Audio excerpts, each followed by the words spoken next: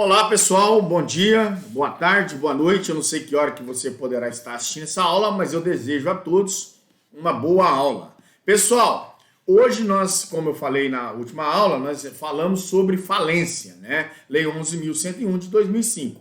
Hoje nós entraremos falando sobre recuperação judicial. E aí, sem perda de tempo, no material de apoio, eu trouxe para os senhores um quadro comparativo entre concordata, né, que até então, e a recuperação judicial, que é a Lei 11.101 de 2005.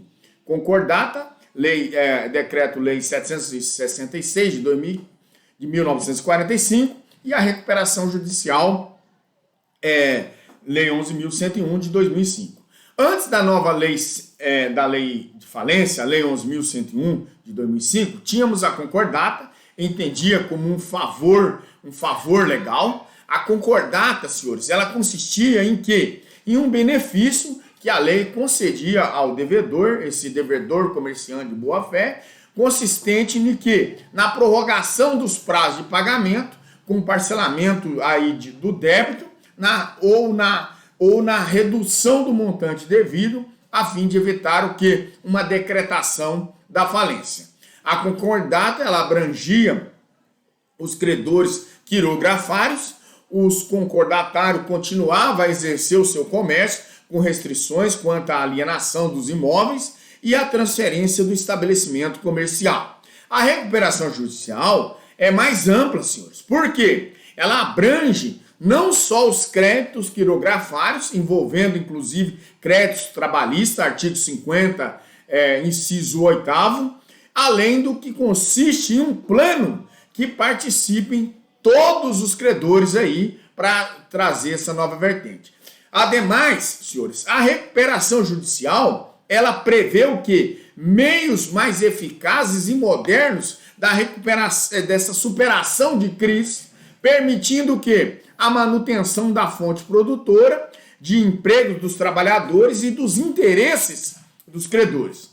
Tal instituto ela vem lidar diretamente com o quê? Com a função social da empresa. Observe-se que o artigo 50, ele prevê um rol exemplificativo de meios de recuperação judicial, sendo a adoção os últimos ali não previstos. Quanto à finalidade, é o quê? É simplesmente para preservar a empresa, a manutenção de empregos, manutenção da fonte produtora e desenvolvimento dessa atividade da região a qual está localizada a empresa. Outro critério muito importante é quais são os requisitos. Os requisitos, está lá no artigo 48, poderá requerer a recuperação judicial o devedor que no momento do pedido exerça aí regularmente suas atividades há mais de 2 anos, que atendam os seguintes requisitos aí cumulativos. Quais são eles? Inciso 1, não ser falido, não ter menos de 5 anos obtido essa concessão da recuperação judicial, não ter a menos de 5 anos obtido concessão de recuperação judicial com plano, com base lá no plano especial que trata a seção 5 deste capítulo, não ter sido condenado ou não ter como administrador ou sócio controlador que possa ser condenado por qualquer dos crimes previstos na lei. Somente o devedor é que pode pedir a recuperação judicial, o credor pode pedir a recuperação, o credor não pode pedir a recuperação judicial. O empresário individual, a sociedade empresária, a EIRELI, que nós já estudamos, e também não a cooperativa, a sociedade simples, a ONG e a associações. Essa turma aí não pode pedir a recuperação judicial, tá certo? Outro detalhe é que quais são os créditos sujeitos aos efeitos da recuperação judicial. Na prova objetiva, é cobrado a literalidade do artigo 49. Todos os créditos vencidos ou vincendos existentes na data do pedido. E aí, cuidado, há créditos excluídos. Quais são esses créditos excluídos? São os créditos posteriores ao pedido da recuperação judicial, os créditos tributários, os créditos também decorrentes de propriedade fiduciária, alienação fiduciária, o arrendamento mercantil, o leasing, nesse contexto, a compra e venda de imóvel com cláusula de irrevogabilidade e de irretratabilidade nesse contexto. Nesse contexto, a compra e venda com reserva de domínio e o adiantamento do contrato de câmbio até então. Os créditos trabalhistas de acidente de trabalho também é uma casca de banana, porque não há uma limitação de salários com garantia real, também são nesse contexto que nós estamos vendo, o privilégio geral, o privilégio especial, os créditos criográficos, os subordinados. E aí eu abro um parênteses aqui para falar para os senhores que todo fornecimento ocorrido durante a recuperação judicial será considerado como crédito extraconcursal, e se um dia a empresa tiver a falência decretada, ele será o primeiro aí a receber nesse contexto de se tratando de recuperação judicial. Como que funciona o procedimento para recuperação judicial? Funciona da seguinte forma, de uma forma bem clara e objetiva, né? A petição inicial, aí o juiz dá um despacho de procedimento. A petição inicial, os requisitos dela está no artigo 51. A petição inicial que diz lá, a petição inicial de recuperação judicial será instruída com exposição das causas concretas da situação patrimonial do devedor, também das razões da crise econômica financeira enfrentada por essa empresa, também as demonstrações contábeis relativas a 3 últimos exercícios sociais e levantadas especialmente aí para instruir esse pedido. Quanto a isso, virá também com o balanço patrimonial. O balanço patrimonial, demonstração dos resultados acumulados, demonstração do resultado desde o último exercício social, relatório gerencial de fluxo de caixa e as suas projeções, também a relação nominal completa dos credores, inclusive aqueles da obrigação de fazer ou de dar também, com a indicação do endereço de cada um. Também virá com a relação integral dos empregados, em que conte as respectivas funções, salários, indenizações, outras parcelas a que tem direito, com as correspondentes meios de competência ali. Certidão de regularidade do devedor do registro público aí de empresas, o ato constitutivo atualizado, atas de nomeação atuais dos administradores, relação de bens particulares dos sócios, controladores e dos administradores do devedor. Os extratos atualizados das contas bancárias do devedor e as suas aplicações financeiras nesse contexto e de qualquer modalidade. Também virá com as certidões do cartório de protesto, situadas na comarca e no domicílio ou sede da qual naquele município onde possui a filial.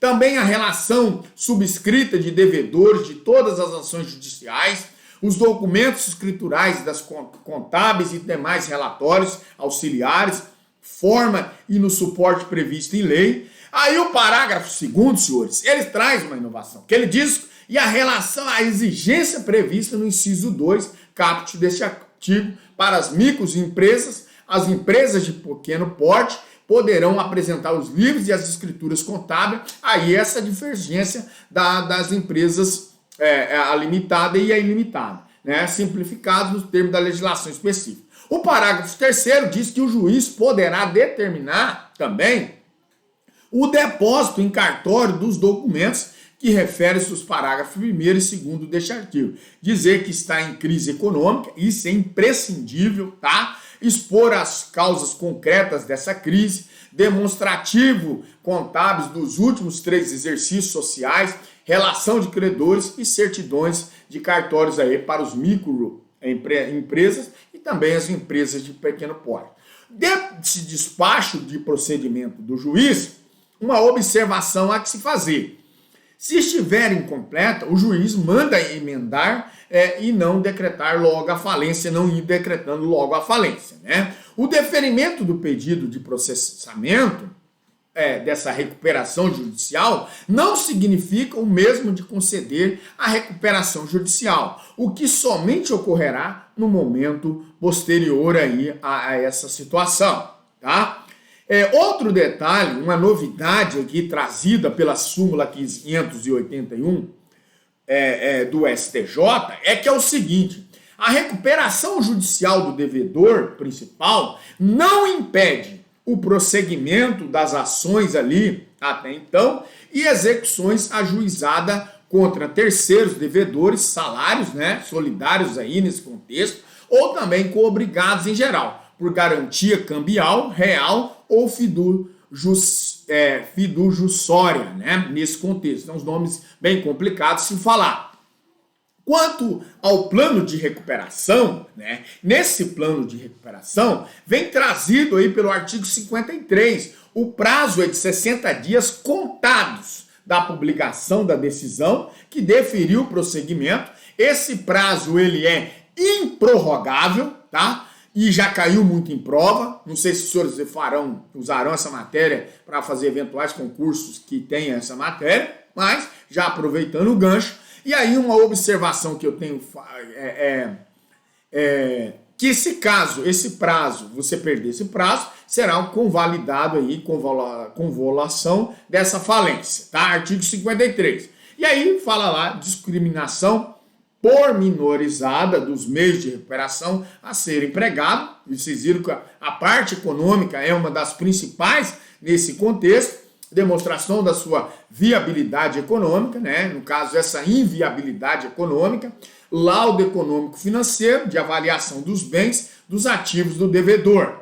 Quanto ao conteúdo, é um estudo de viabilidade econômica, laudo de avaliação dos bens e do ativo e os meios de recuperação. Eles estão no artigo 50 e uma atenção. Esse rol é exemplificativo, é números clausos, tá? É o que está ali elencado. O artigo 54, ele fala que o plano de recuperação judicial não poderá prever prazo superior a 1 ano para o pagamento dos créditos derivados dessa legislação do trabalho ou decorrentes do acidente de trabalho vencidos até a data do pedido de recuperação judicial.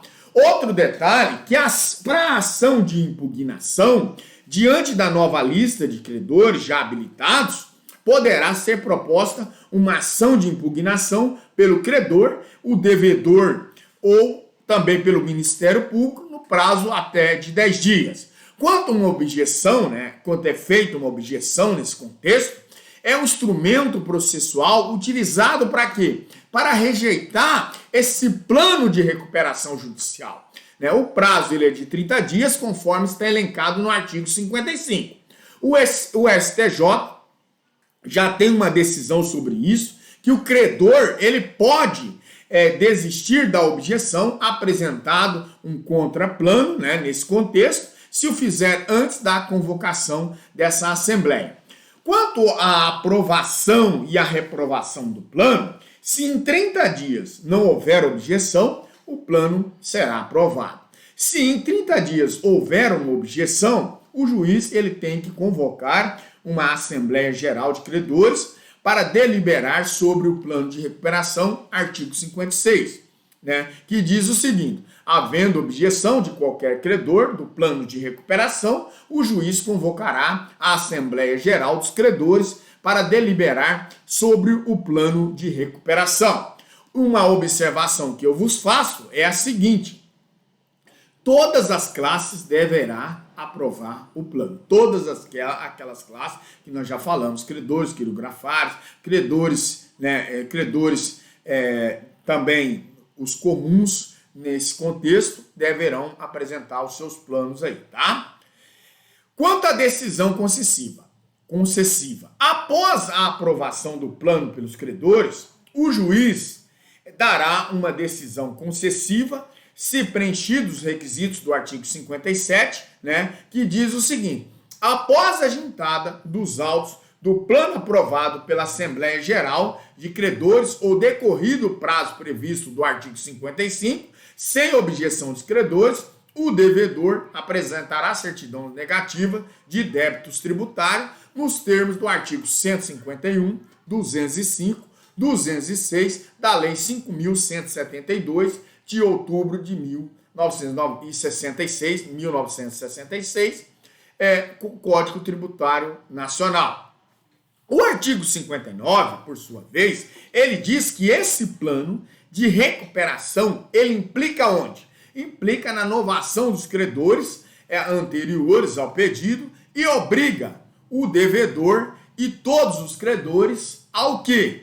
A ele sujeito, sem prejuízo de garantias, observado no disposto do parágrafo 1º do artigo 50 desta lei, tá? Quanto à convolução da recuperação judicial em falência, né? A convolução da recuperação judicial em falência só tem lugar quando ao que o descumprimento se dá dentro do prazo de 2 anos após a concessão da recuperação.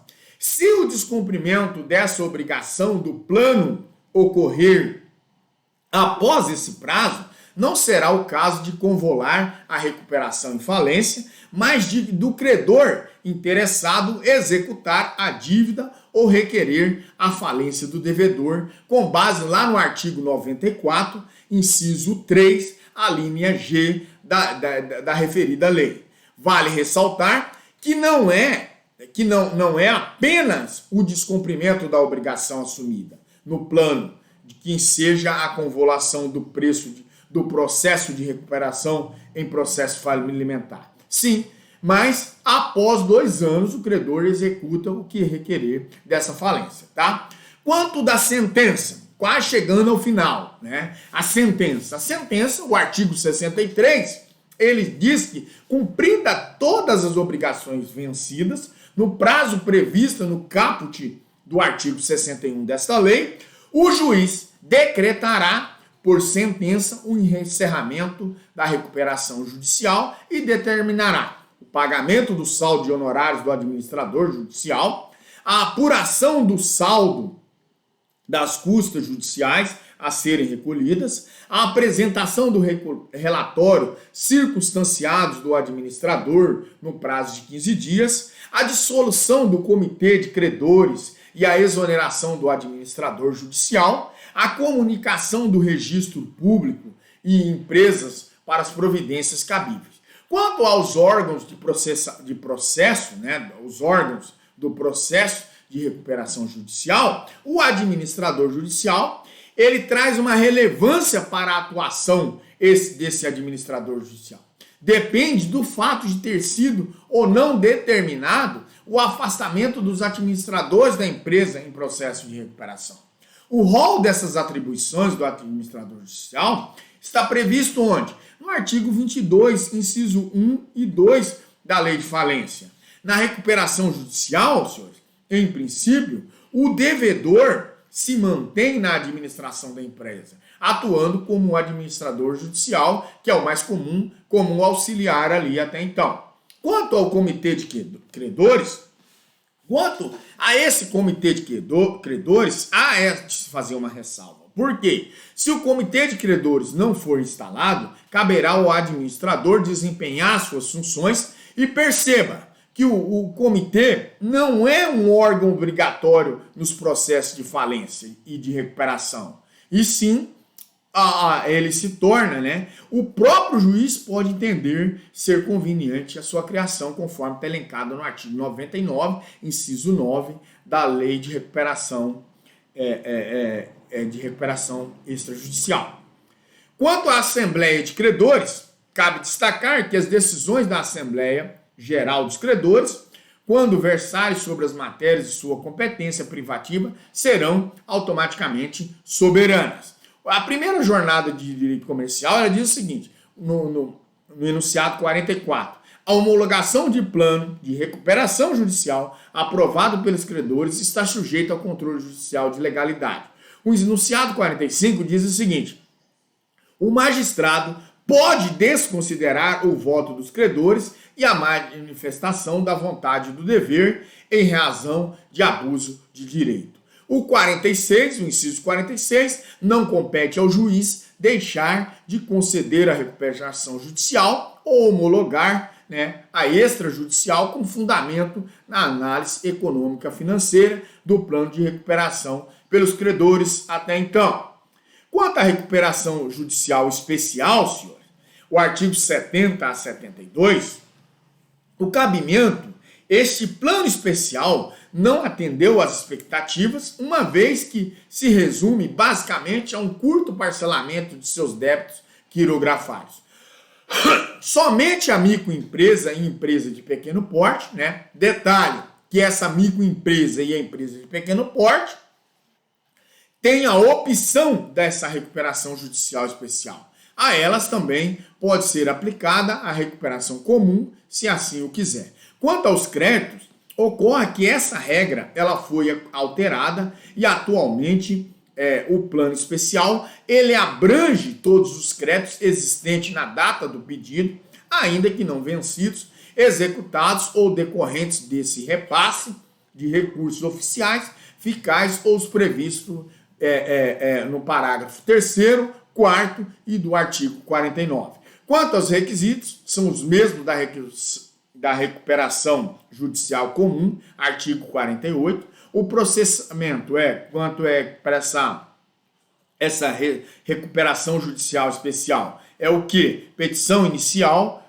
juiz, despacho e o edital. O plano 2, né, preverá o parcelamento em até 36 parcelas mensais, iguais e sucessivas, corrigidas monetariamente e acrescidas de juros de 12% ao ano.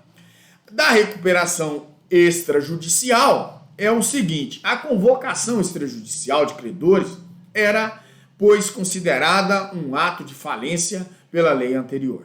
Os créditos excluídos da recuperação extrajudicial significavam que todos os créditos excluídos da recuperação judicial comum, crédito tributário, adiantamento de contrato de câmbio, créditos do artigo 49, parágrafo 3º e etc., esse e o crédito trabalhista faziam parte dessa recuperação judicial comum, mas não fazia parte da recuperação extrajudicial.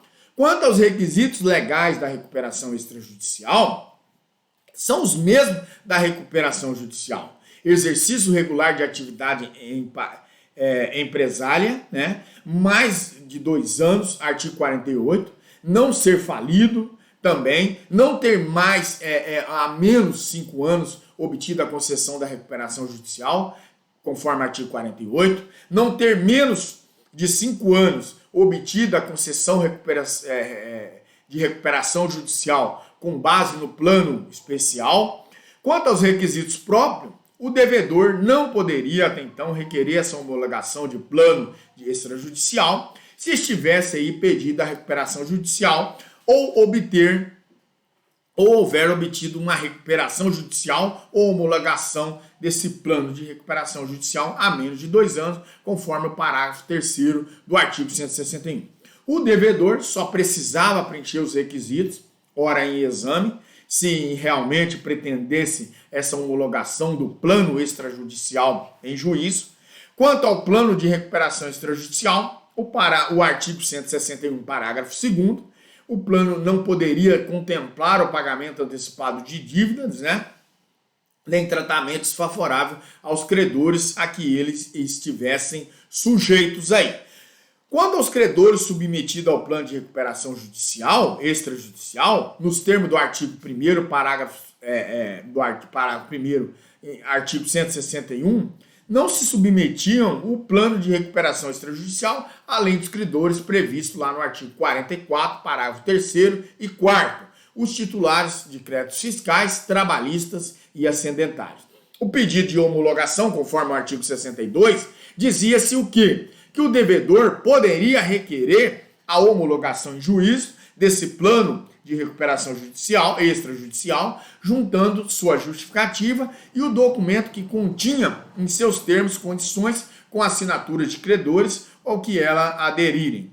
O pedido de homologação do plano, nesse caso, é uma mera faculdade que a legislação confere ao devedor.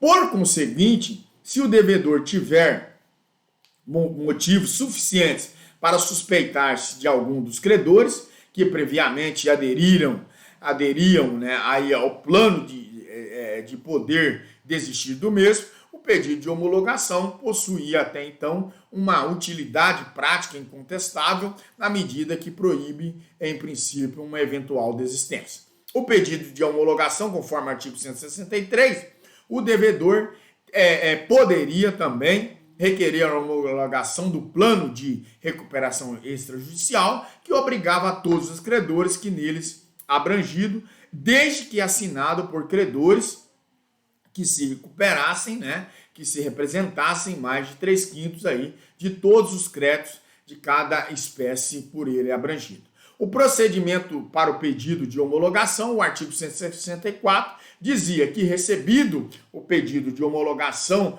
do plano de recuperação extrajudicial, previsto lá no artigo 162 e 163 desta lei, o juiz ordenaria a publicação em edital no órgão oficial e de grande circulação nacional ou das localidades das filiais do devedor, nesse caso.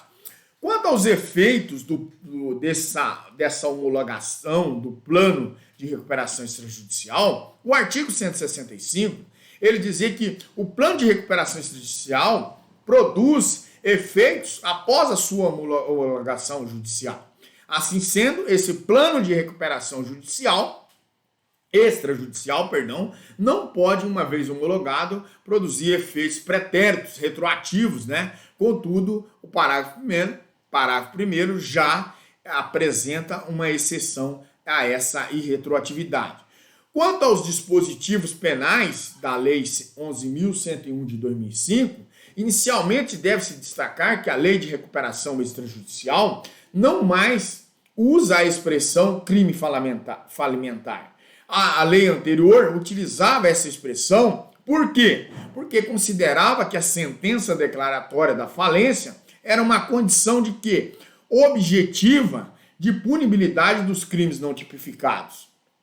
E aí, outro ponto bem relevante foi o quê? A abolição da modalidade culposa nos diversos crimes tipificados na lei, além do fato de houver um aumento considerável das penas. Outro ponto também relevante é o que é importante a ser destacado, foi a previsão da contabilidade paralela, também conhecida como Caixa 2, como causa específica de aumento de pena no crime de fraude a credores. Problemas de direitos intertemporal, né, era o que? A Lei 11.101 conduz às seguintes conclusões. A falência ajuizada e decretada antes da lei da vigência, aplica-se o decreto 7.661 de 1945, em decorrência da interrupção, né, de interpretação também, pura e simples, do artigo 192 da lei de falência, tá certo? Pessoal, chegamos ao final dessa aula, né, foi uma aula bem curta sobre recuperação judicial, falamos todos os panoramas aqui, né, tem um quadro aí comparativo para vocês verem a concordata do Decreto-Lei 761 de 1945 e a lei de falência e recuperação judicial, né? Lei de falência e recuperação judicial, Lei 11.101 de 2005. Aí os senhores também passarão vendo a finalidade dessa lei, os requisitos trazidos pela lei também para recuperação judicial, os créditos sujeitos a efeitos da recuperação judicial.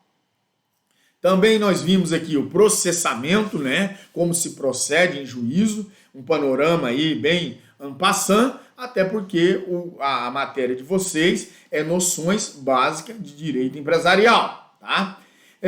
Aí depois disso o despacho e os processamentos, né, desse processamento, como se lidará. Também nós vimos aqui a aprovação e reprovação do plano de recuperação judicial, tá? Esse plano para recuperação judicial. Vimos a decisão concessiva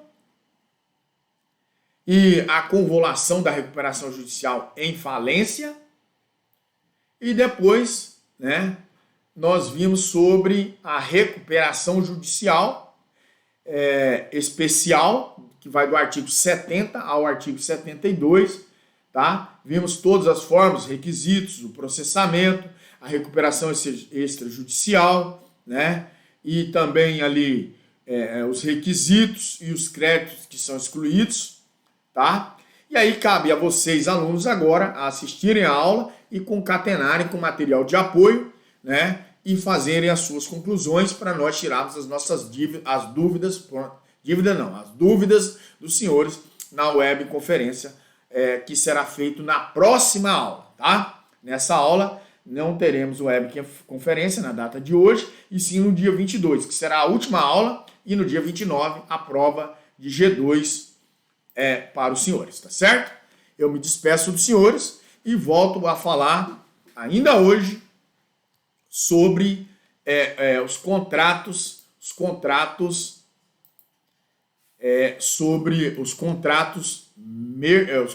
bancários, tá? Nessa aula de hoje ainda falarei sobre os contratos bancários, tá? Eu resolvi dividir as aulas porque fica para uma melhor absorção do conteúdo. Tá bom?